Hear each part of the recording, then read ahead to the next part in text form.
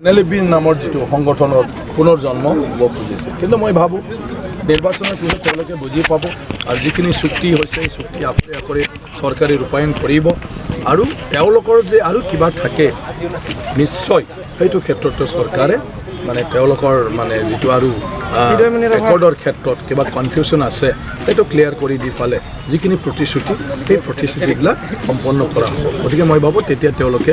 নিশ্চয় পুনৰ আকৌ ওলাই আহিব বাথাৰ ক্ষেত্ৰত কি ক'ব যেহেতু ইতিমধ্যে আকৌ তেওঁ জংঘল গমনে গৈছে তাৰ ক্ষেত্ৰত বড়ো জাতি কিবা ক্ষতি হ'ব পাৰে নেকি নাই সেই কথাটোকে কৈছোঁ বড়ো জাতি বুলি নহয় বোমা এটা ফুটিলে অকল বড়ো নমৰে মানৱ সমাজৰে ক্ষতি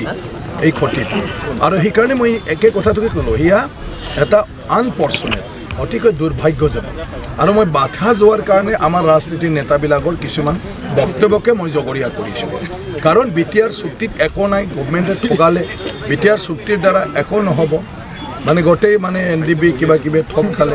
এনেকুৱা ধৰণৰ কিছুমান কথা কৈ থকাৰ কাৰণে আজি তেওঁলোকে ফ্ৰাষ্ট্ৰেশ্যনত ভুগিছে গতিকে ৰাজনৈতিক স্বাৰ্থত লাভালাভৰ কাৰণে আমাৰ কিছুমান মানে BPFৰ নেতাই এইবিলাক কথা সদায় চুক্তিৰ বিৰুদ্ধে কথা কৈ থাকে আৰু তাৰ কাৰণে আজি তেওঁলোকে ফ্ৰাষ্ট্ৰেশ্যন ভুগি চাগে আমাক সঁচাকৈ একোই নিদিলে নেকি এনেকুৱা ভাবি পালে তেওঁলোকে আকৌ এই পন্থা ল'বলৈ আগবাঢ়িছে কিন্তু মই ভাবোঁ যেতিয়া বিটিআৰ চুক্তি আখৰে আখৰে ৰূপায়ণ হ'ব NDBক দিয়া প্ৰতিশ্ৰুতি যেতিয়া ইয়াত ৰূপায়িত হ'ব তেতিয়া নিশ্চয় বাথা ডাঙৰীয়া পুনৰ তেওঁ মানে ঘূৰি আহিব মই সেইটো ভাবোঁ গতিকে সেইকাৰণে মোৰ অনুৰোধটো সেইটো যে ৰাজনৈতিক স্বাৰ্থৰ কাৰণে আমি তেনেকুৱা ধৰণৰ কিছুমান মন্তব্য কৰিব নালাগে যিটো এটা ৰাজ্যৰ দেশ বুলি নহয় মানৱ সমাজৰে বহুত এটা ক্ষতি হয়